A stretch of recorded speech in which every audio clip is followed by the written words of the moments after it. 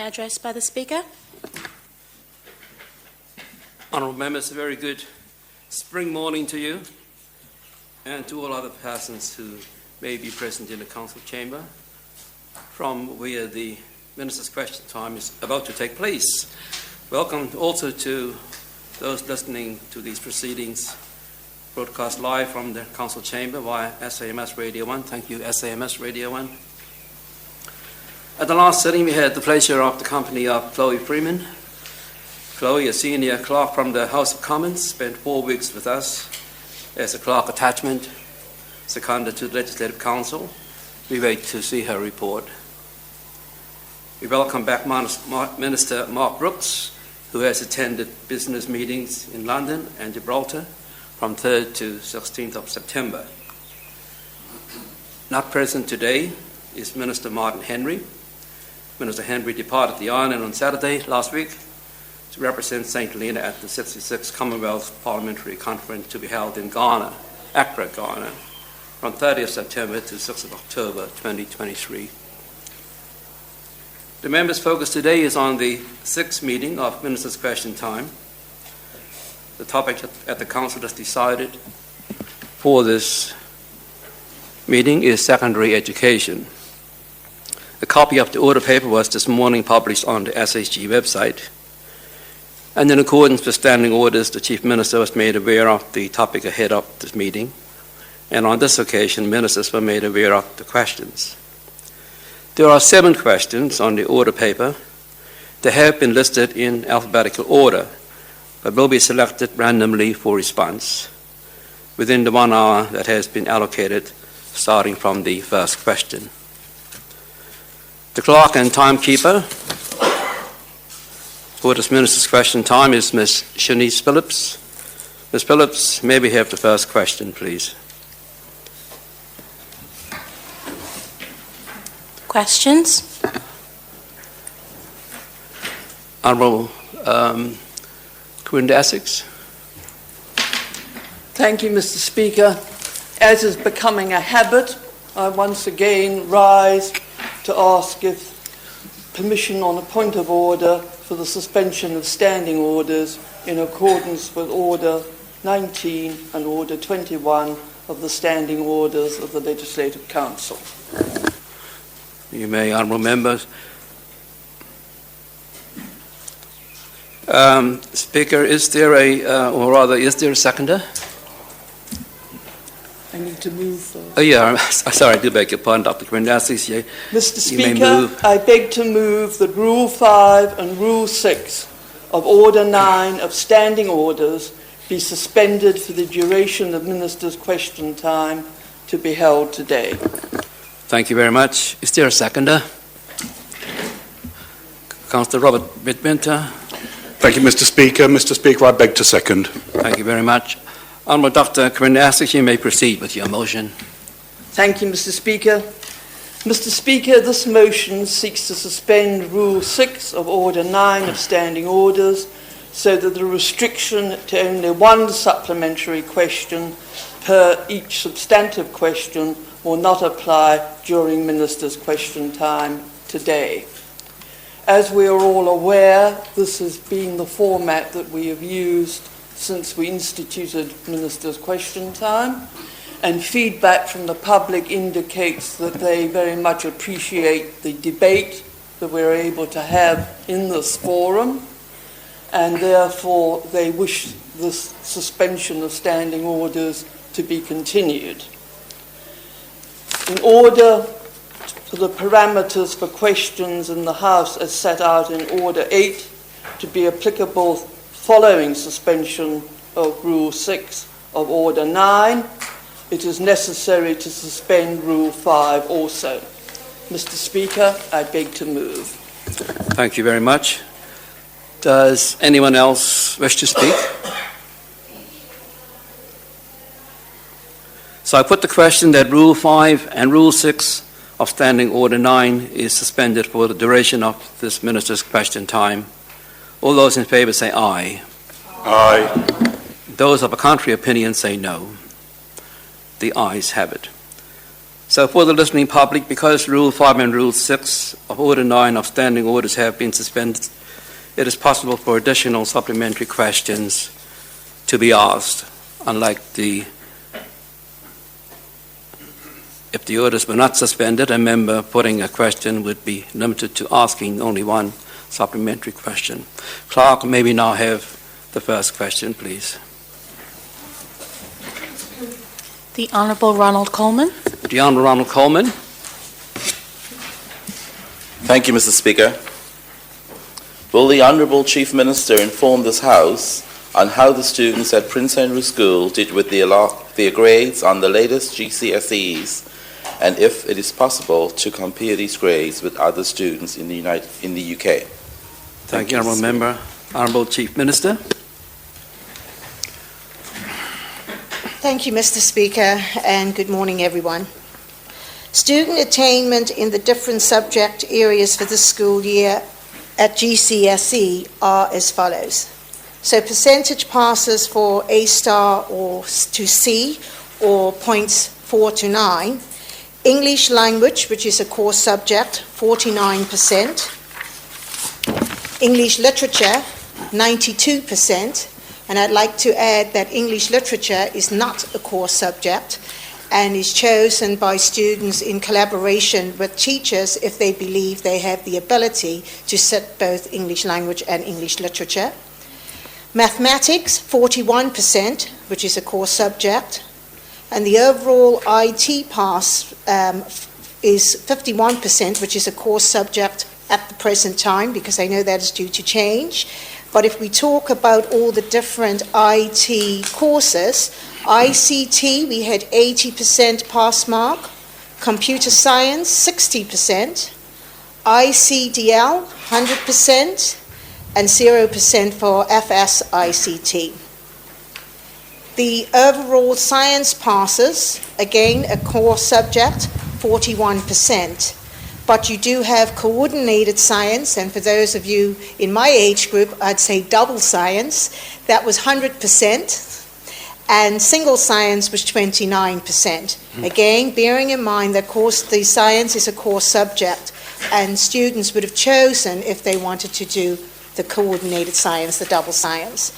Geography, 50%, marine science, 0%, which was 5 students sat there. Food and nutrition, 63%. Design technology, 20%. Travel and tourism, 0%, 1 student set.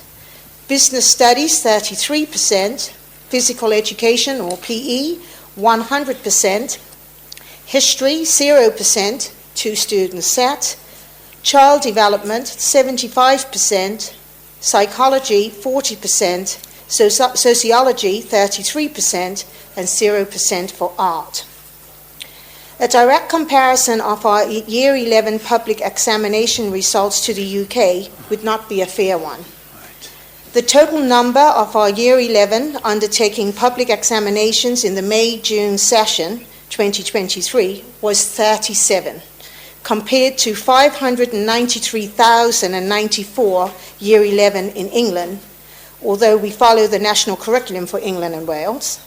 Statistically, 1 student in our Year 11 cohort on St. Helena represents 2.7% compared to 0.00016% for 1 Year 11 student in England. Our socio-economic factors and influences differ when compared to the UK, whether regional or national. We do not have access to consistent professional support programs as they do in the UK, especially in terms of our children with special educational needs and social, emotional, and mental health. This would therefore not be a like-for-like comparison. In addition, following the UK announcement from Ofqual in December 22, it states that expected overall results in 23 would be much closer to pre-pandemic years than results since 2020. This means that results in 2023 would be lower than in 2022. Thank you, Mr. Speaker. Thank you, Honourable Chief Minister. Honourable Ronald Coleman. Thank you, Mr. Speaker. I just want to thank the Chief Minister for that in-depth reply. Thank you. Thanks very much. Honourable Dr. Corinne Essex. Thank you, Mr. Speaker. Can the Honourable Chief Minister indicate what percentage of those pupils who did not obtain grades A to C obtained D grades?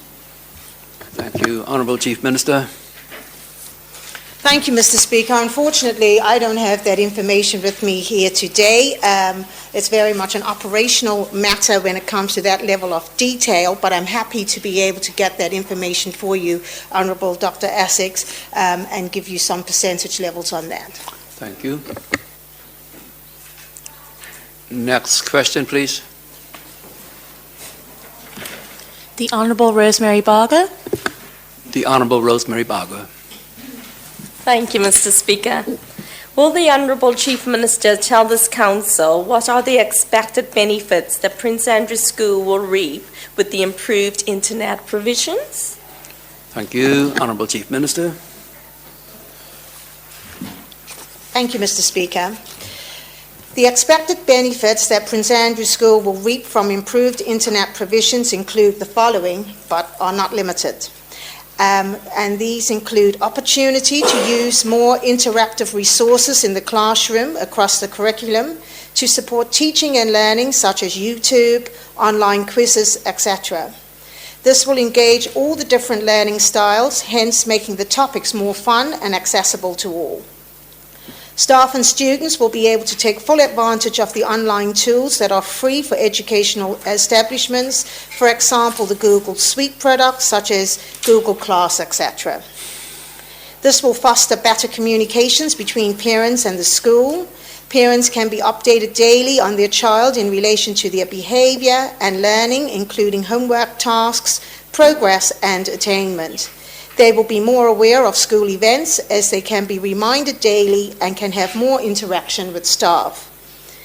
We would have more efficient ways for working remotely or accessing school resources. Preparing and building resources for teaching takes up a huge chunk of time. With increased speeds, these resources can be streamed live, allowing more time to focus on the learning. Teachers and students during research activities will be able to access more content at faster speeds, covering more in their sessions. There would be no reason to have certain restrictions in place because of the bandwidth constraints, leading to less frustrated staff and students. Boosting collaboration and working on school projects, with teachers having support from external resources, there will be more possibility for schools on island to link with other schools more frequently, sharing our different cultures and experiences. Staff could use this as exposure to other learning environments. And we hope that more engaged school community, because of the discontinued free internet window from midnight to 6 a.m., and children can now be in bed at a reasonable time, as there would be no more need to stay up late to access resources for homework tasks. The distant learning curriculum could increase as media quality will improve, providing the option to offer more lessons running at the same time. Increased training opportunities for our staff via online courses, webinars, bespoke training, and CPDs.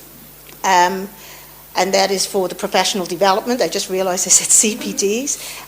Online testing can be facilitated simultaneously and be completed in weeks instead of being staged over the half term, benefiting the school by having feedback and detailed analysis more promptly. And as I'm talking about this, I'd just like to do a big shout out to our IT staff within education, because I know that they're very excited about this journey. And some of the things they're talking about, I have to be honest, we always say it's wind shear for us. So I'd like to just recognize them and the excitement that's going through the schools at the moment as we get ready for this journey. Thank you, Mr. Speaker. Thank you very much. Honourable Rosemary Bargo. Thank you, Chief Minister. I think that is extremely excellent news for everyone here on the island and the children. And, sorry, can I make a statement as such, Mr. You may. Also, looking at the grades of last year, hopefully this will go a long way in helping the kids as well, you know. up their grades a bit as well. Also, Chief Minister, can you tell this House what percentage of the education budget for Prince Andrews School is currently being utilised on internet charges? Thank you. Honourable Chief Minister. Thank you, Mr. Speaker. I'm not entirely sure if I've got this correct on the top of my head without chasing the budget right now, if it's just for Prince Andrew, but I know 50% of our budget overall goes to communication. I'd also just like to add as well, which wasn't on the list, and as we get to talking about this, we talk about the midnight window, if I can call it that, but it's also the amount of time that teachers actually take up for the lunchtime activities so that students can actually sit and do IT or have access to IT within their free periods, if I can call it that, but also in their lunchtime periods. So that is accessible, and as much as we'd like homework to be done in the home as well, there is the opportunity to do it within school hours. Thank you, Mr. Speaker. Thank you very much. Honourable Rosemary Barger. Thank you. Chief Minister, can you tell me what your expected savings is likely to be on internet charges at this time? Thank you. Honourable Chief Minister.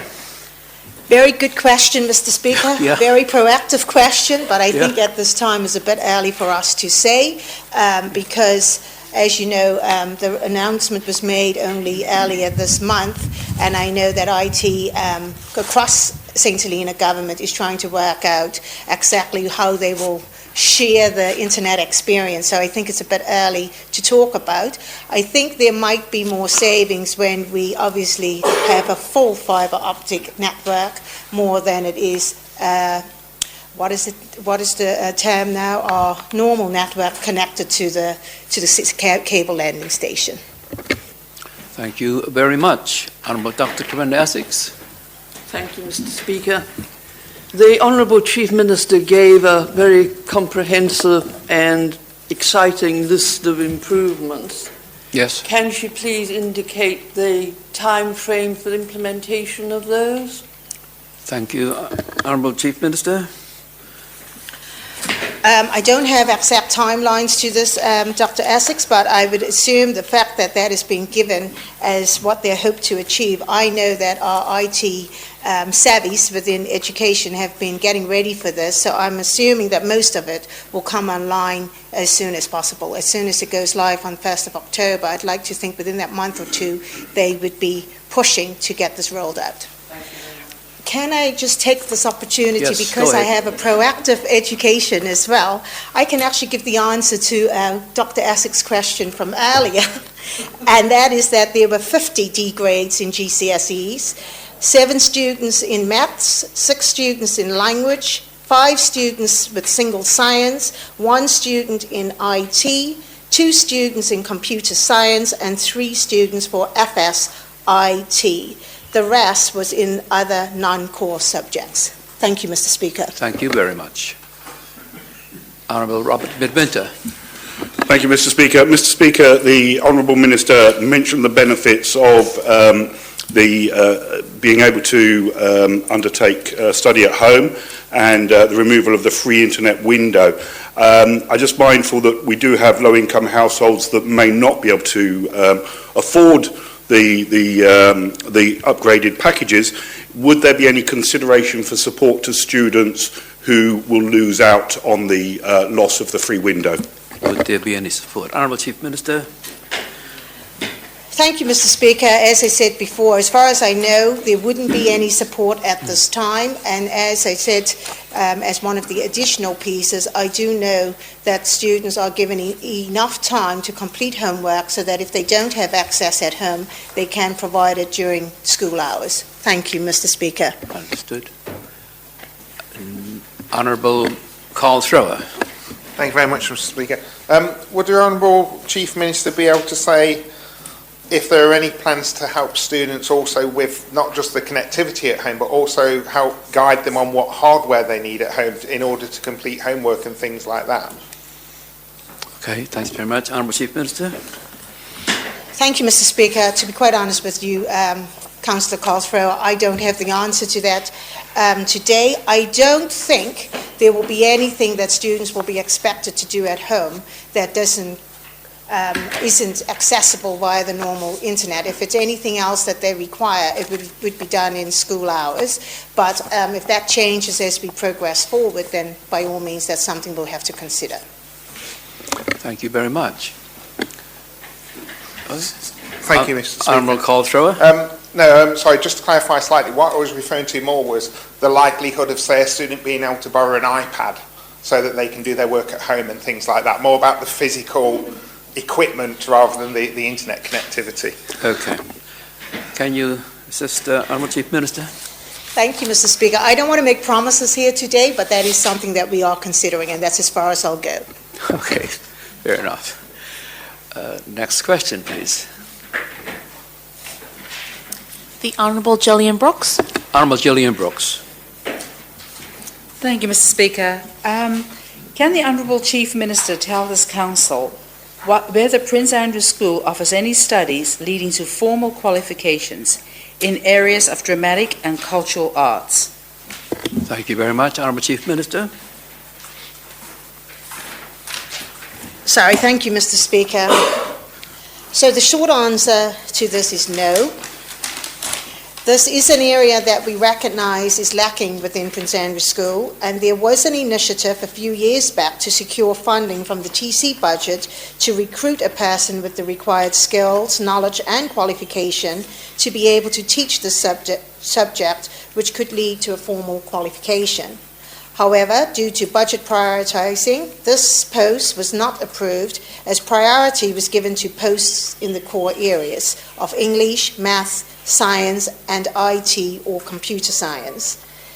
This continues to be an area that we would love to improve upon in secondary. However, with the current budget environment and the current staff expertise, this is simply not possible at this time.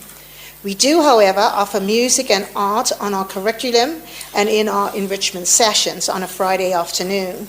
We also offer music and song or choir for our Key Stage 3 students. As a result of this, we were able to showcase our students' talents in our performance at the end of last school year, which was a pleasure to see, if I'm honest, because I haven't seen that for so long, and it was nice to see our students being showcased and doing extremely well as well. So having a drama or dance club is something that we are looking to work on once we can get our staffing levels up to capacity and we have time for staff members to help to run this. Thank you, Mr. Speaker. Thank you very much, Honourable Gillian Brooks. Just want to say, first of all, thank you, Chief Minister, and it was indeed a pleasure to be at that end of school performance. Can I just ask then, is there any thought to joining probably with organisations such as Creative St. Helena, just to get some sort of dramatic, and I know it may not lead to formal qualifications, but just, is there any thought of interacting there? Thank you very much, Honourable Chief Minister. Thank you, Mr. Speaker. I know Creative St. Helena goes into primary. I can't confirm at this present time if they do go into Prince Andrew, but I'm assuming that if they did, they would go into the enrichment lessons on Fridays. I think we also need to accept that our students at Prince Andrew are at different levels, and they are embracing actually the music and drama and singing, etc., that's now being put on the curriculum. So I'm guessing if there is gaps that need to be filled because of interest, then people like Creative St. Helena would be called upon if they aren't already. Thank you, Mr. Speaker. Thank you very much. Honourable Gillian Brooks. No, just thank you, Mr. Speaker, and thank you, Chief Minister. Thank you very much. Next question, please. The Honourable Andrew Turner. The Honourable Andrew Turner. Thank you, Mr. Speaker. Will the Honourable Chief Minister tell this Council what alternative provisions are being made for students who are struggling within the school environment? Thank you very much, Honourable Chief Minister. Thank you, Mr. Speaker. In education, we recognise that the school environment is not ideal for all students, and those who have SEND, which I'll explain is Special Educational Needs and Disabilities, or SEMH, which is the Social, Emotional and Mental Health Difficulties, sometimes struggle with their learning and behaviour in the normal school environment. Unlike the UK, we do not have access to the professional support services or special schools to cater for such students, so we have to work within the resources that we have. Rather than allowing these students to struggle, which at times leads to them being continuously suspended from school, resulting in them missing in their education through our inclusion service, we have developed an alternative education program that offers support to these students. This program allows students to have their learning outside of the school environment and to also have the opportunity to engage in work-related learning or life skill opportunities to help prepare them for the world of work and their adult life. Each student has their own bespoke program to meet their academic needs and their career aspirations. In school, we also offer an alternative curriculum which gives an opportunity for students to access some of their learning in school and the remainder outside of the school environment. Currently, we have 4 students, year 11, who are on the alternative education program with the inclusion service. This is still a work in progress, and we are working to develop this as we go. Premises is a challenge when catering for these students within the education portfolio and at times finding suitable work placements. It is therefore appropriate for me to take this opportunity to thank those persons and businesses who do offer support to our students and give them the opportunity to learn in a work environment. Without you, we would not be able to manage this program. Additionally, I would also take this opportunity to encourage those within the business community who believe you could potentially assist us with work placement to get in touch with the school, Prince Andrew, or indeed career access. So, Councillor Turner, I've used your question to also do a shout out for support. Thank you. Thank you very much. Honourable Andrew Turner. Just to thank the Chief Minister for her response, and that was going to be my supplementary anyway. Okay, thank you very much. Next question, please. The Honourable Call Thrower. The Honourable Call Thrower. Thank you, Mr. Speaker. Will the Honourable Chief Minister please tell this Council what access do Prince Andrew School students have on site to healthy, tasty and nutritious food and drink? Thank you very much, Honourable Chief Minister. Out of all the questions, I think this is the interesting question, Honourable Call Thrower, as accessing healthy, tasty and nutritious food and drink on Ireland regularly is a struggle, let alone at Prince Andrew School. Many years ago, Prince Andrew School had a tuck shop. This was operated by a private individual or business coming into school. I am unsure of the reasons why this was discontinued. I am led to believe that there was an initiative some years ago to reinstate the tuck shop with the proviso that only healthy foods would be sold. But for whatever reason, this was also not taken forward. Some years ago, a vending machine was put into the school for students to access quick, healthy snacks, but again, this was not cost effective and was discontinued. There are pros and cons in relation to re-establishing such an establishment within the school, and is likely to be something that our new PTA may wish to evaluate and decide upon. We have to be mindful, however, that healthy foods are generally expensive, and we would not wish to put additional financial pressures on parents or students or create a divide within the school in relation to who can or cannot afford such a service. Currently in school, all students bring packed lunches, and we do encourage healthy lunch boxes throughout the education portfolio. If there are students who do not have a lunch, I can advise you that the school does provide for them for that day. Thank you, Mr. Speaker. Thank you, Honourable Chief Minister. Honourable Call Thrower.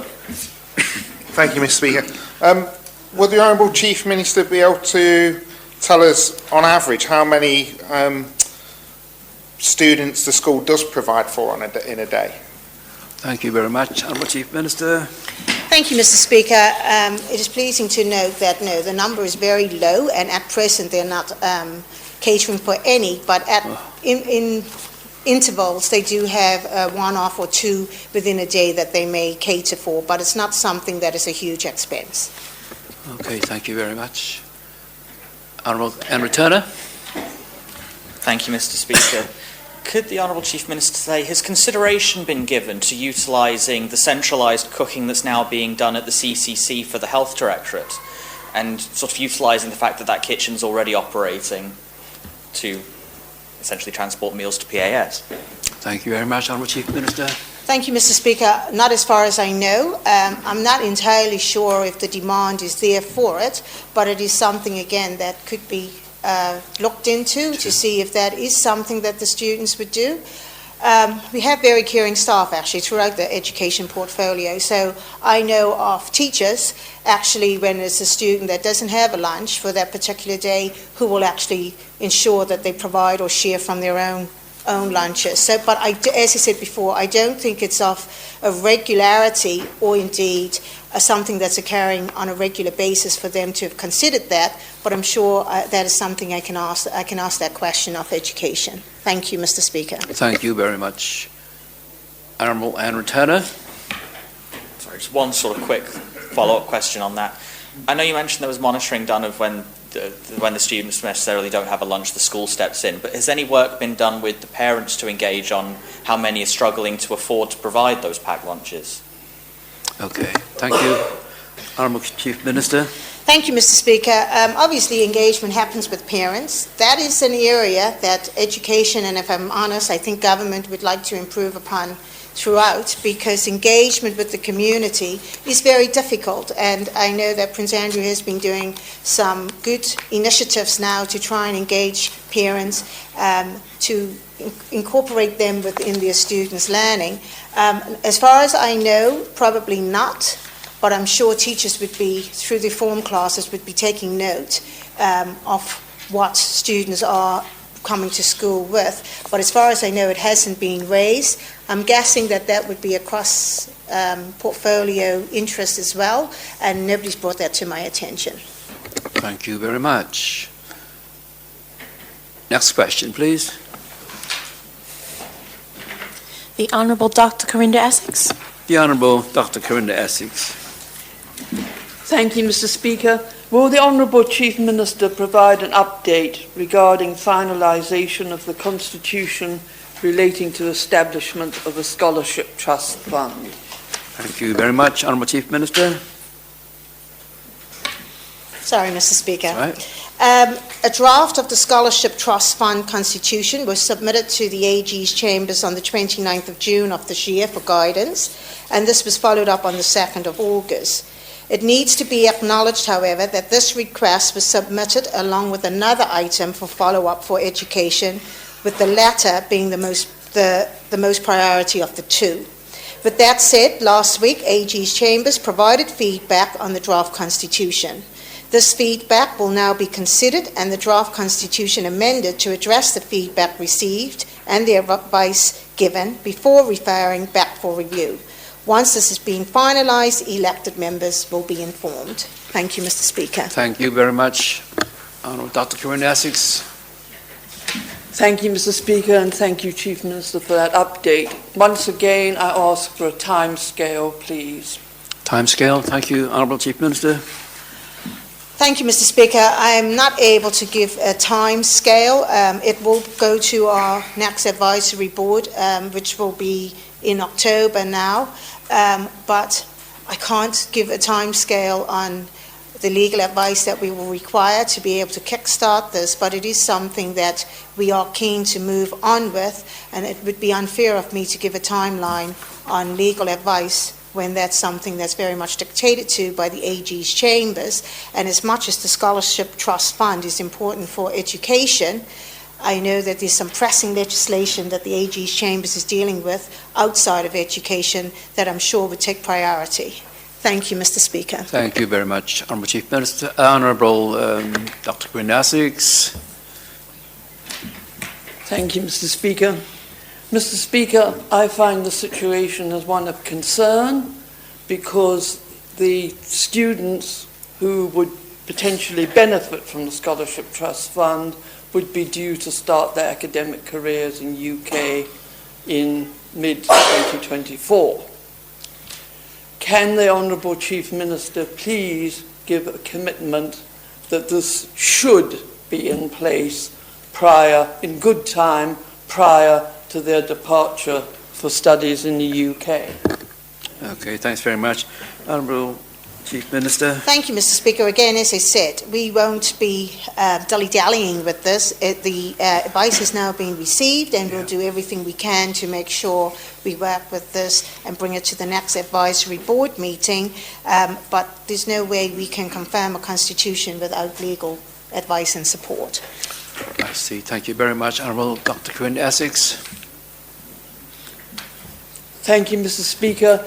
Can the Chief Minister clarify whether, in fact, legal advice has already been received? I gathered from what she said earlier that it had, in which case I'm not quite sure what further advice is going to be necessary. Thank you very much, Honourable Chief Minister.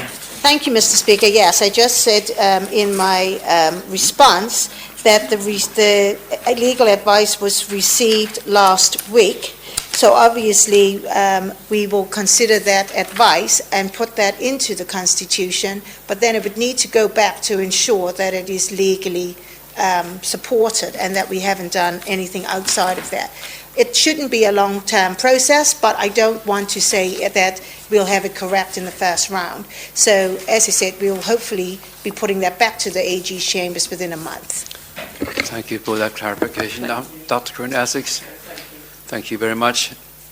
Next question, please.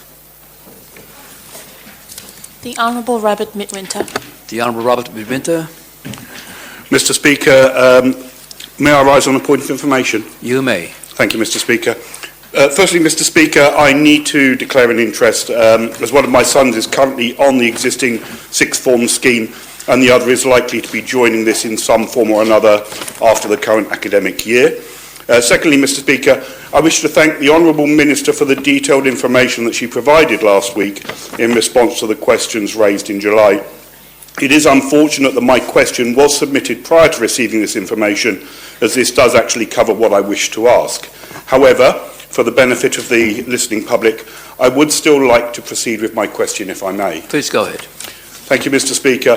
Mr. Speaker, can the Honourable Chief Minister tell this Council if she is proposing any changes to the current sixth form system, whereby there are 4 separate routes open to students for continued education post 16 years of age? Thank you very much, Honourable Chief Minister. Thank you, Mr. Speaker, and I thank the Honourable Robert Midwinter for clarifying that that information has been sent, and they'll be pleased to know when they press send receive after this session that I've also sent our new apprenticeship policy as well. I did say it would be in September, so I think education has done well with that. So good on all of education for getting the sixth form policy out and the apprenticeship. I think the key to talk about sixth form policy is that it is a revision to an existing policy. The apprenticeship policy is the new policy. So just so that I can make clarity on that. The current sixth form policy with the 4 separate routes that you made mention of, Honourable Midwinter, for students has been in operation now since September 2022. We are now in the 2nd year of running this program. For people who are not aware, the 4 routes are as follows. The academic route for students who meet the required criteria and grades and are able to follow full-time education in Prince Andrew. The vocational route for students who want to pursue more work-related learning and experience and upgrade their math and English and gain a qualification in their work area. The blended route for students who want to have a mix of some academic to A-level or level 3 studies and also do work-related work, learning and experience. And finally, the supported route, which is for students with special educational needs and disabilities, where they can get support whilst on this program and develop their skills and ability in a particular field. Currently, we have 53 students accessing our sixth form policy via the following routes. So we've got 10 who are doing academic, 29 vocational, 6 blended, and 8 supported. And the areas of placement, 8 in construction, 7 in automotives, 3 in teaching, 1 at the public library, 4 for police and rescue services, 3 in farming and butchery, 1 marine enforcement, 1 electrical, 1 in hospitality, 1 within port control, 3 in non-government organizations, New Horizons, Arts and Crafts, 1 in accounting, 1 at the laboratory, and 1 in media. And as I said earlier, in addition to our sixth form policy, we have introduced a new apprenticeship policy, which was approved earlier this month. This scheme has attracted 5 new apprenticeships into our health portfolio, which is extremely encouraging. Thank you, Mr. Speaker. Thank you very much, Honourable Robert Midwinter. Thank you, Mr. Speaker, and I wish to thank the Honourable Chief Minister for her very comprehensive response there. Very good to see that. And also to hear that we will also now be in receipt of the newly established apprenticeship policy. My next question was in relation to that, and particularly how this new apprenticeship policy differs from the supported and vocational routes within the sixth form policy in terms mainly of working hours and amounts paid. Thank you very much. Are you able to respond, Chief Minister? I'll give it a try, Mr. Speaker. I think the difference with the biggest difference between the sixth form policy and the apprenticeship policy is that education pays for the sixth form policy. And let's make it very clear, it's not a salary, it's an allowance. And on the top of my head, I think it's £250. With the apprenticeship scheme, that is paid for by the business or the portfolio. So that's the big difference. So it's not connected to education in respect of an allowance or salary.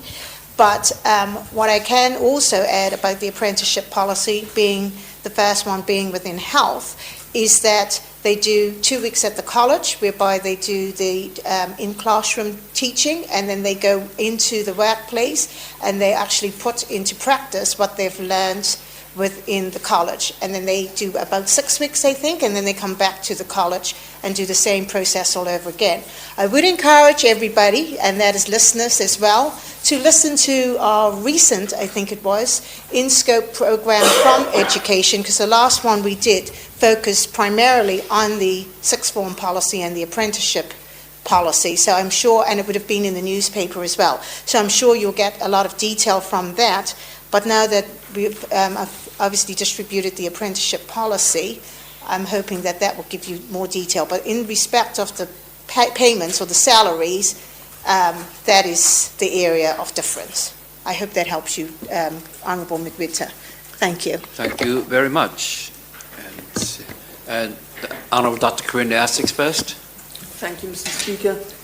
Mr. Speaker, can the Honourable Chief Minister indicate whether there are likely to be any changes to the present system for student allowances in the forthcoming financial year? Thank you. Honourable Chief Minister. Thank you, Mr. Speaker. I think it's a little bit too early for us to say. I'm actually having my MTAF meeting with my portfolio tomorrow, and noting that we are being asked to establish a flatline budget, which we did get an indication from FCDO that that's what it would be this year, and obviously look at doing a 4% reduction. I think it's very difficult to say. And if I link that to the Honourable Rosemary Bargo's question with regards to what savings could come in respect of communication, all of that needs to be looked at in detail to determine if there are any savings or efficiencies that we can do now with this new internet provisions that we'll have, and whether that will allow such a revision to that policy. But at this time, Dr. Essex, I can't give you that kind of information. I'm sorry. Thank you very much. Honourable Ronald Coleman, I think do you still want to? Go ahead. Thank you, Mr. Speaker. I'd just like to ask that with the payments, if the rates for minimum wage is applied for the sixth form and the apprentice schemes. Thank you. I see. Honourable Chief Minister. Thank you, Mr. Speaker. That's why I clearly made reference to a sixth form allowance, because it's not connected to the minimum wage. It's about what education can afford from the budget that we have. The apprenticeship, however, would be connected because they are being employed by the portfolio or the business. Thank you, Mr. Speaker. Thank you very much. I think that just about does it. With lots of time to spare today, Honourable members, that then concludes the Minister's question time for September. Honourable Chief Minister? I just want to say this Okay. publicly, if this is okay to say, and if it's not, Mr. Speaker, I'm sure please- you'll tell me. Please go ahead. Obviously, you made mention that I did receive the questions a little earlier this time, which I know is not normal practice. And I would ask if councillors would consider this, because even if it's not, I'm not expecting a huge amount of time, but it does give us the opportunity to provide real good information, if I can put it that way, because a lot of the questions dig down into some operational matters as well. So it could be something that could be asked in scrutiny as we go forward, because when it comes to attainments, etc., although we are, and when I say we, I'm talking ministers now, are responsible for the performance of our portfolios, a lot of this information into the detail we wouldn't have at our fingertips if we only had the questions at 8:30 in the morning. So it's just something that I would suggest that we consider, and it would be good to get feedback from the public as well as to whether they feel that the information I was able to give today, because this was shared a little earlier than should have been, but I think it gave comprehensive responses and maybe more information that the public would find useful. Thank you, Mr. Speaker. Thank you very much, and I'm glad you took that opportunity to say that. It is something I have been considering myself. I mentioned it purely to make the public understand that questions were put forward a little bit early. And it was through a mistake that it was done. So there is some thoughts there for some things there to be considered, but I would leave that, of course, to councillors to consider. Honourable members, that then obviously does conclude question time for September. Thank you all for your contributions, and thank you to the listening public. We hope you found the questions and answers on secondary education both interesting and informative. As usual, we will look forward to your feedback. I wish you all a very pleasant day ahead. Thank you very much.